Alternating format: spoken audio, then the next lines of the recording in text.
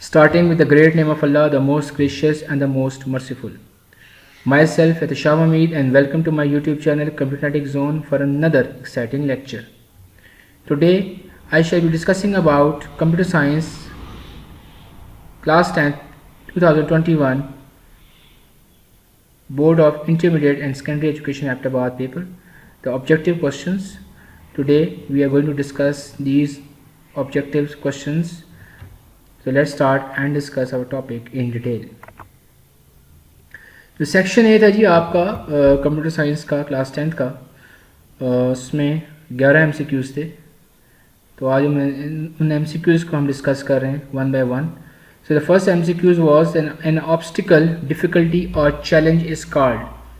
जब भी आपके पास कोई भी प्रॉब्लम होती है, उस प्रॉब्लम के अंदर कोई भी डिफ़िकल्टी आ जाती है आपको, ठीक है, या ऑब्स्टिकल या चैलेंज आता है, तो उस कंप्यूटर साइंस के अंदर हम उस स्पेसिफिक चीज़ को क्या कहते हैं.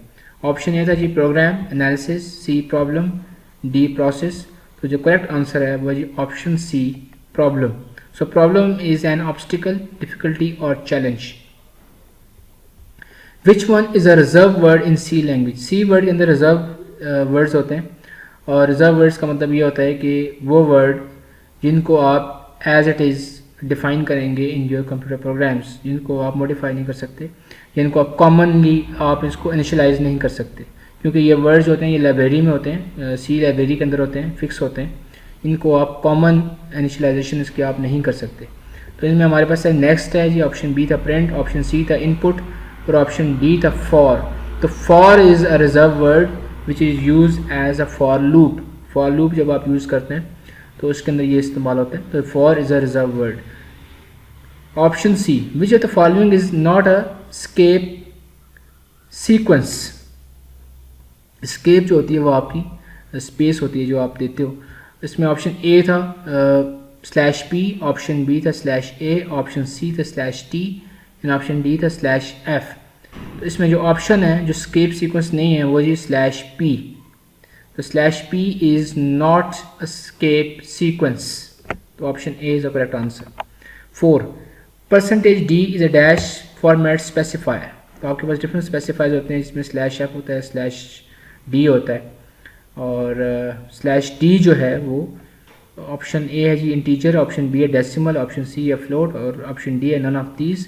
तो इसमें जो करेक्ट आंसर है वो है जी ऑप्शन ए इंटीजर. जब भी आप इंटीजर को डिफाइन करेंगे और उसके अगेंस्ट अब आप इनपुट लेंगे स्कैनर के थ्रू, तो उसमें आप परसेंटेज डी यूज़ करते हैं फॉर इंटीजर पर्पसेस के लिए.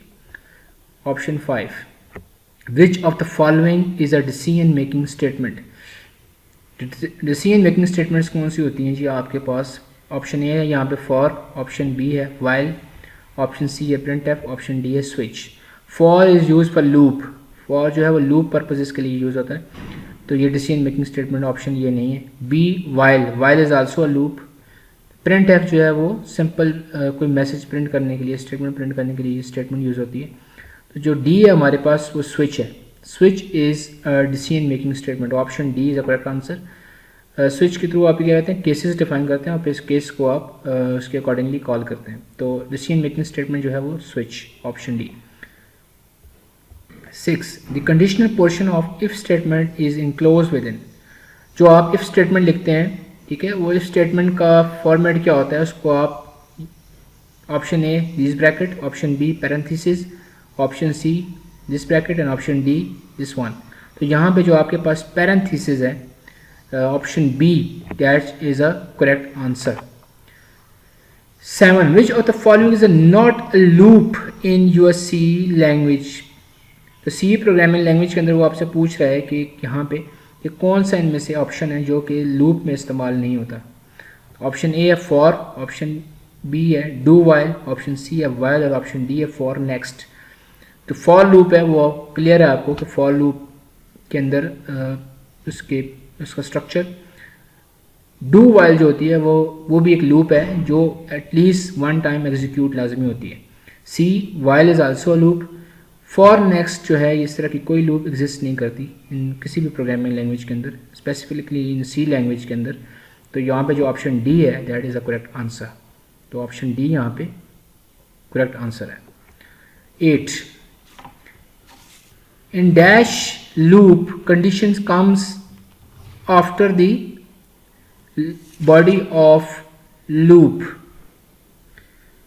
कि वो कौन सी लूप है जिसमें कंडीशन जो है वो बॉडी के बाद में आती है। ठीक है, नॉर्मली जब आप फॉर लूप इस्तेमाल करते हैं उसके आप कंडीशन जो है वो पहले क्या करते हैं, बॉडी स्टार्ट हो जाती है और उसकी कंडीशन जो है वो पहले स्टार्ट होती है, सॉरी कंडीशन पहले स्टार्ट होती है। जैसे आप for int i is equal to this and this, फिर नीचे आप उसकी कंडीशन लगाते हो। लेकिन कौन सी लूप है जिसमें कंडीशन जो है वो आपकी यहाँ पे यूज़ होगी, तो ऑप्शन है जी ए आपके पास वाइल है, वाइल लूप।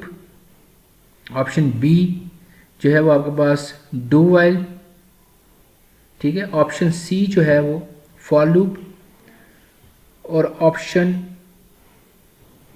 डी जो है वो ए एंड सी। कंडीशन यहाँ पे बॉडी के बाद में आएगी, ठीक है।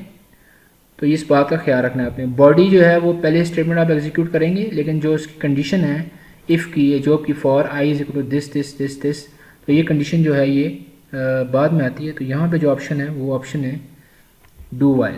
तो do while is a correct answer. और गेट परफॉर्म्स डैश ऑपरेशंस, ठीक है।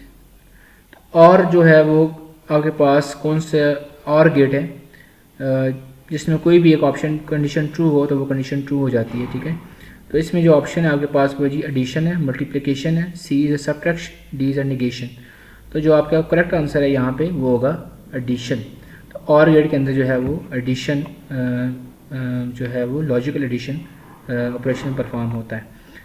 10 online shopping mall is an example of जो आप ऑनलाइन शॉपिंग मॉल की वेबसाइट्स आप देखते हैं, डिफरेंट वेबसाइट्स देखते हैं, वो किसकी है जी, educational website. Option A, option B web portal, option C word processor, और ऑप्शन डी वर्कशीट। तो यहाँ पे जो करेक्ट आंसर है वो है जी वेब पोर्टल, ठीक है। तो जब वेब पोर्टल है वो आपके पास ऑप्शन 10 के अंदर option B is a correct answer. 11 which one is not an HTML tag. HTML tag जो है वो आपका इनमें से कौन सा नहीं है, ठीक है। तो BR जो टैग है ये इस्तेमाल होता है। सेकंड जो है वो आपका जी P है जो पैराग्राफ के लिए इस्तेमाल होता है। D जो है आपका अंडरलाइन के लिए या आपकी लिस्ट के अंदर भी इस्तेमाल होता है। विजुअल सॉरी ये अंडरलाइन के लिए उसके लिए यूज़ होता है। ये भी TA, तो ऑप्शन डी जो है TA टैग और ये /TA टैग, इस तरह का कोई टैग जो है वो एग्जिस्ट नहीं करता HTML के अंदर। तो इस तरह का कोई टैग HTML के अंदर एग्जिस्ट नहीं करता। तो option D is a correct answer. तो इसमें जो ऑप्शन डी है हमारे पास वो आपका करेक्ट आंसर है। So that's all for today. और जो BR का टैग है वो आपका बेसिकली होता है जी लाइन ब्रेक के लिए, ठीक है। लाइन ब्रेक के लिए आप इसको HTML के अंदर इस्तेमाल करते हैं। आपने एक लाइन से दूसरी लाइन में जाना है तो आप BR का टैग यूज़ करेंगे। और इसके अलावा जो P का टैग है वो आपका टैग जो यूज़ होता है ऑप्शन बी का ये वाला, ये पैराग्राफ के लिए यूज़ होता है, ठीक है, इन HTML hypertext markup language.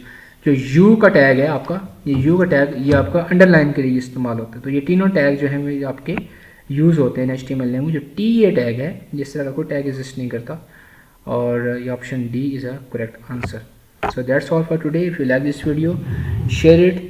If you have any questions, you can ask in a comment section. I will definitely respond. And if you still did not subscribe my channel, you can subscribe it and click on the bell icon. So thank you and have a great day.